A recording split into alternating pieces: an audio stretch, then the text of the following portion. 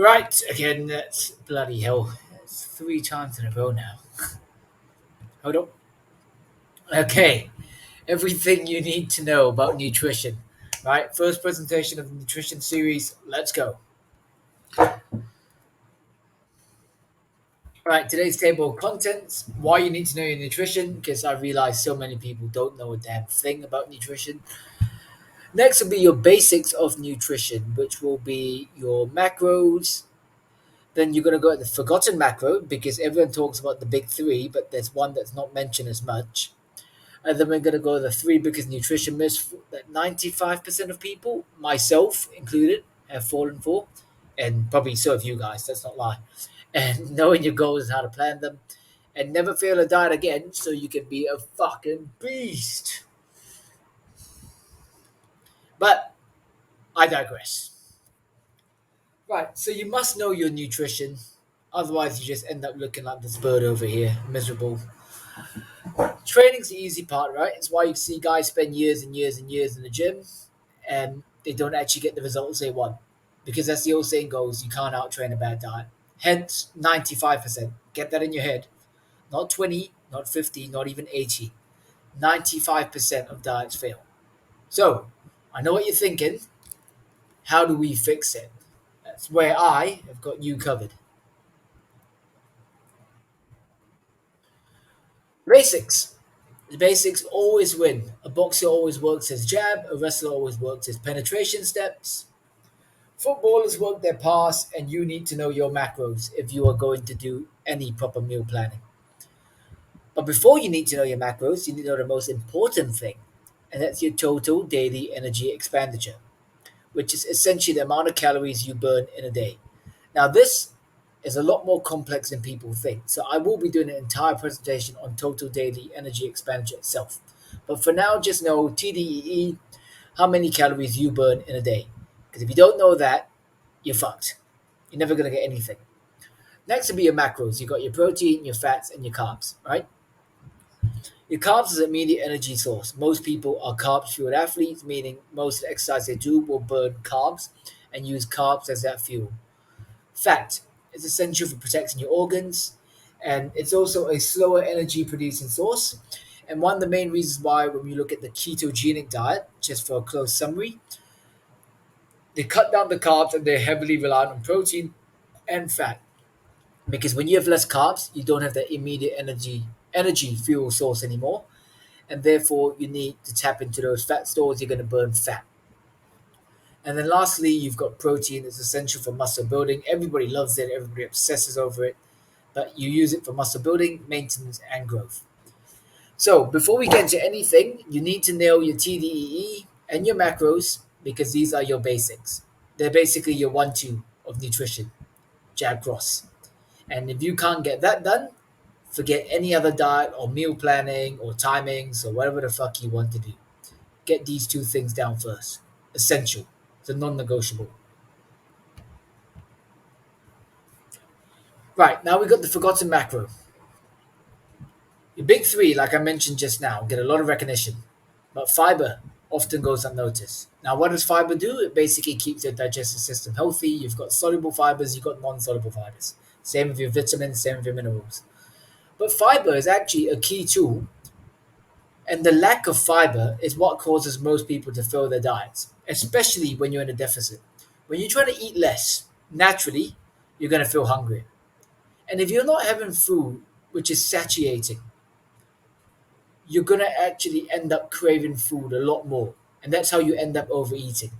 Now, fiber is a very good effect on keeping you satiated. Basically means keeps you full longer.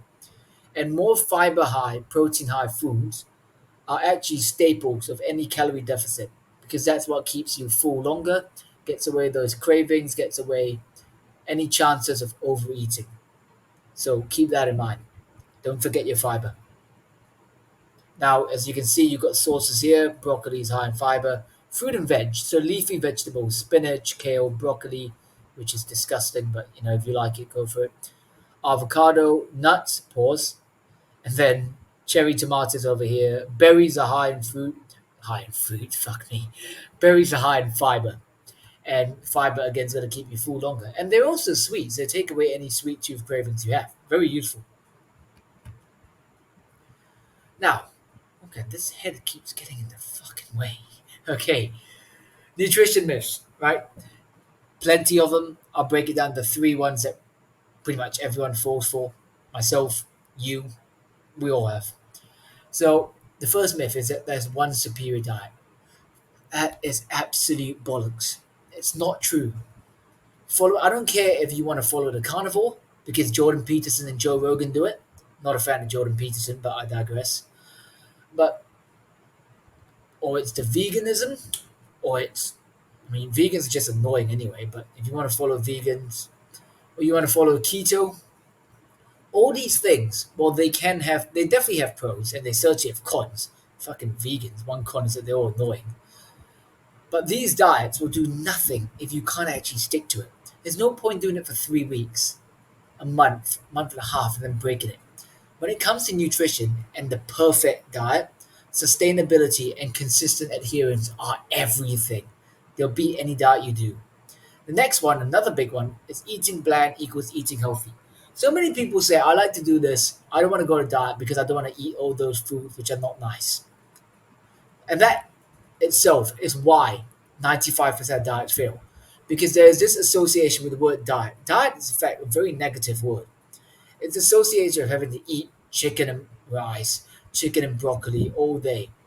Like, it's associated with factors of disenjoyment. You're not enjoying your food. It feels like you're forcing yourself to eat. And that's why you're never going to enjoy that. To eat healthy, you don't need to eat bland. That's why I say go back to TDEE, go back to macros. Nail those things, you're eating healthy. You don't have to shove yourself with broccoli and chicken down your throat all day. No wonder you fucking fail. Let's be realistic. And lastly, and this one's one that pisses me off the most, you need to go for those massive bulks and cuts. Like, that's what bodybuilders do. And there's no point. There's no point doing bodybuilding bullshit.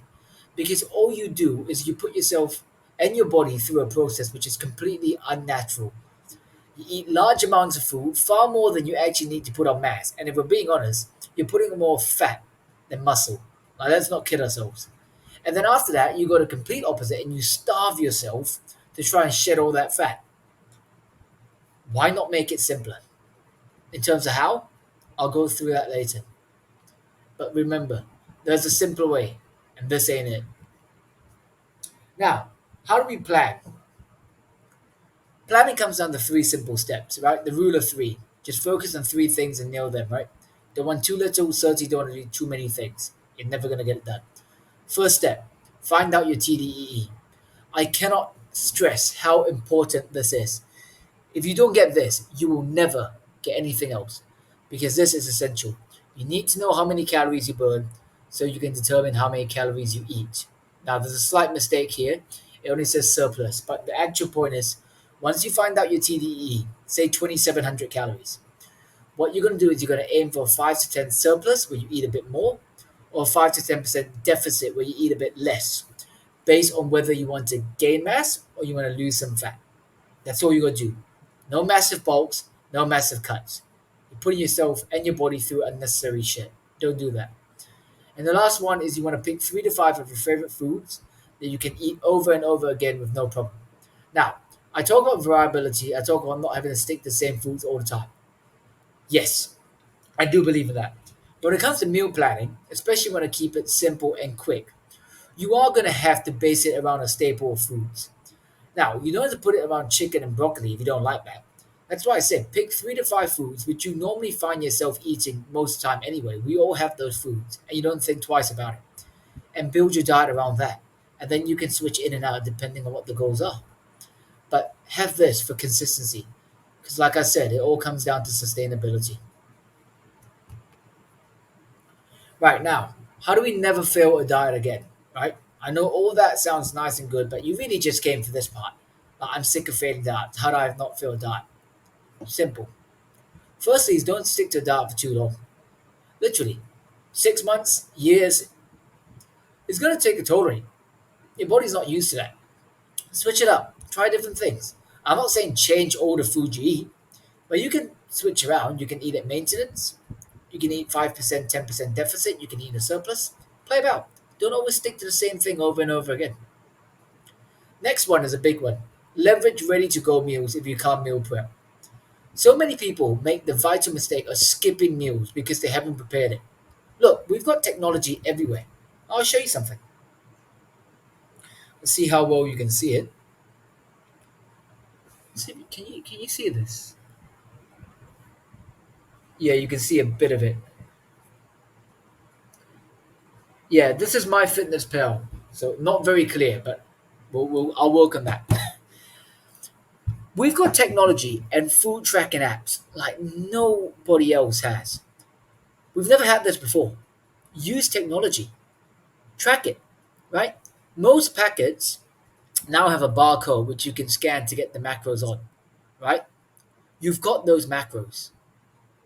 So just scan it, use that barcode, get the macros in, pick a ready to go meal. Go to 7-Eleven, pick up a sandwich, pick up maybe they do like bolognese and all that. Pick up what you fancy, pick up what has good macros, and then track it in, right? Track it in. You got to know.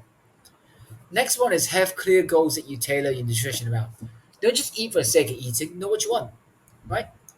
Knowing whether you want to lose fat, gain mass, stay at the same weight. These are all going to determine your food choices, how you plan. And the last one is to watch your words. Now, I know what you're thinking. What the fuck does words have to do with my diet or nutrition? Well, there you go. If you spotted it, I just used one word diet, right? Diet, a lot of people hate that word. It's associated with bland food, it's associated with a lack of enjoyment, it's associated with all this rubbish. Why do you want that, right? Watch your words, watch how you speak to yourself. Watch how you describe food. If you're constantly describing food as bland and disgusting, well, guess what? You're not going to want to have much of it. Same thing. Watch your words. Your words shape your beliefs, shape your actions, shape your results. So if you're constantly talking about how you hate this food, guess what? You're not going to eat it for longer and you're not going to stick to a meal plan. So that wraps up today's first presentation on nutrition. Very basic. We've got more details to go into, but hopefully everyone enjoys this. Again, found value. And again, I ask for a favor. If you find value in the stuff in this group, the presentations, the short form content, daily tips, whatever, invite one friend to the group. Sharing's caring. But that's it for today. See you, fellas. Let's have a good one. Boom. Getting bigger, eh?